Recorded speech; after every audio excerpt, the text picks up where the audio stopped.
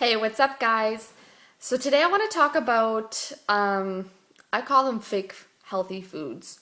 And it's really been bugging me lately because there are so many of us, including myself, who we choose to believe the food industry because we feel like if it's on the label, it must be true. So we look at a label and we say, oh, sugar free, or oh, it says it's healthy. It's only 100 calories. That like we feel like because it says these things that oh, we're making a wise investment and nourishing our bodies, and and in a lot of cases, it couldn't be any further from the truth. I wanted to just go into detail just about a few specific items that really bother me. Um, like pretty much anything that says sugar free, like especially in like chocolate bars or something, it's like, okay, guys, we know that, okay, maybe you don't have like granulated sugar, but you have like sucrose or something, aspartame, like something that's going to sweeten it that's really not good for you and actually worse for you than if you would have had like regular sugar. So keep an eye out for things like that, okay? Not that we should be buying healthy chocolate bars anyway, you know, like sometimes just to crave, to satisfy a sweet tooth, some fruit, or sometimes there's an underlying problem as to why we're eating or craving these sugars so much, right? That's one of my big things. So I just made some notes here. Okay, juices. I do not drink juice and I do not feed my children juice. I do not judge people who drink juice or give their children juice because, I mean, everybody has their own opinions and what they've done up till now. So that's fine. I have an issue. My issue with it is I would rather my kids eat an apple and get the fibers from an apple than sit there and drink a cup of apple juice, even if it is diluted. You know, I don't. It's actually, it takes them a lot longer to eat an apple and it keeps them distracted. I'm going to be honest. Like, I'm driving, they're screaming in the car. Guess what? I'm going to whip a few apples back there because that keeps them happy. A little messy sometimes, but oh well.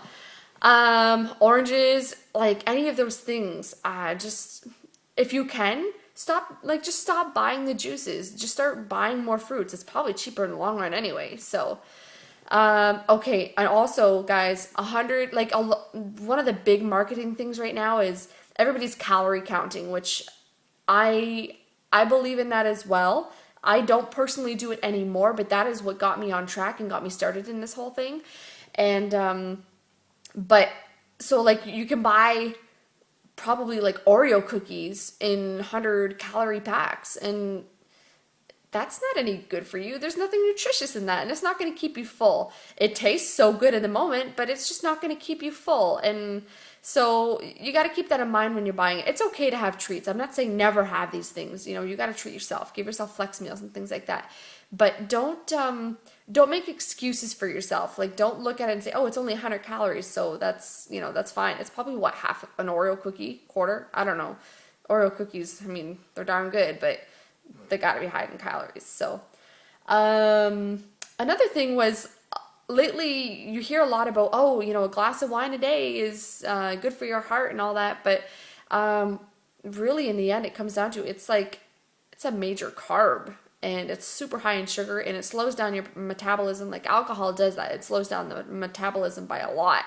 And so you're going to feel the effects of that the next day. So, um, like whole wheat bread, just because it says whole wheat bread or 12 grains, like I'm convinced that these 12 grain breads sprinkle a little bit of grain on top of the loaf of bread and oh, there are all your grains.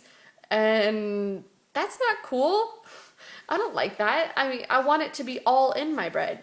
I'm not saying I don't want to start a whole big thing on grains and cutting them out. Like we've cut them out a lot in our diet, and I mean I had pasta tonight, so it's not like I've completely cut it out in my life. My husband has, but I I'm still actually learning more about that. I was actually really tempted to read a book called Wheat Bellies, I think it's called, and just how excessive wheat, and especially like Canadianized wheats. You know what I mean? Like all these bleached flours and ugh. So just being careful with stuff like that. Like don't be buying these. Uh, don't make a habit of eating a lot of bread in a day. Basically, is what I'm saying. Even if it does say whole wheat, that's more of like a marketing thing. I believe making your own whole wheat bread once in a while is okay, but then if you have the loaf in your house, the odds are you're going to be eating more than you'd like in a day, and the yeast. And, ugh. Anyway, it's a touchy subject, and I'm just saying try to stay away from it more so. I'm not saying cut it out completely. Uh, Soy milk, if you're gonna, if you want an alternative to like just cow's milk or whatever, almond milk is huge and coconut milk is pretty huge. I don't personally like coconut milk. Almond milk, I don't have it straight up. I usually just make it in my shake every morning, in my Shakeology, and uh, I don't really notice it. I like certain brands of almond milk as well. I find certain brands, when I'm making my shake, make it kind of like jelly, and I'll eat it. It doesn't affect the taste. It's just a texture thing for me. I'm kind of texture sensitive, so uh, I, just be careful. Like those are just a few of the things, you know, like soy milk. I never finished. Sorry, what I was saying. Soy milk is actually quite high in hormones, and we don't need to be playing around with that. So if you can avoid soy milk, I suggest doing that, replacing it with an almond milk and or coconut milk, whatever you prefer. So those are just a few of the things that get me kind of ticked off in the marketing world. I just feel like I don't blame any of you for believing these things because I've done it up till now. And then when you actually start looking into the ingredients, not just like, oh, it says it's, 50 calories for half a bar or whatever it is. Don't just look at that. Look at what you're eating. What is nutritional, like nutritious in there for you? Like what's going to fulfill your body's needs? So I just figured I would weigh in on that topic a little bit. Feel free to comment on any specific questions you might have about a food product, and I'd be happy to answer that. So anyway, I hope that helps some of you, because I wish I would have learned this a long time ago, because it would have saved me a lot of trial and error. So, all right, guys, I think I'm going to head off to bed. It's getting kind of late, so hope you guys have a great night, and we'll be in touch tomorrow.